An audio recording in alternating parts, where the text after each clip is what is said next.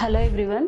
So let us discuss about the biggest challenge of this generation kid and the biggest worry of this generation parent and almost life-turning process of both parent and child who are there in this generation is autism.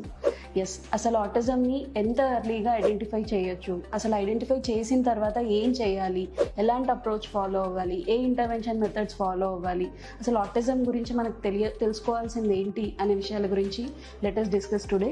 So first and foremost thing is that అసలు ఆటిజంని జనరల్గా as early as 18 months ఉన్నప్పుడు మనం identify చేయొచ్చండి. Kid once 18 months cross అయ్యాడు అని అంటే కనుక we can diagnose and identify that whether kid is having autism or not. So my dear parents, రెగ్యులర్గా మీరు వ్యాక్సినేషన్స్ కోసం పీడియాట్రిషియన్స్ని అప్రోచ్ అవుతూనే ఉంటారు. సో అలాగే మీ కిడ్నీ కూడా డెవలప్మెంటల్ మైల్ స్టోన్స్ ఎలా ఉన్నాయి, ప్రతి ఏజ్లో జరగాల్సిన స్టెప్స్ అన్ని కరెక్ట్గా ఫాలో అవుతున్నాడా లేదా,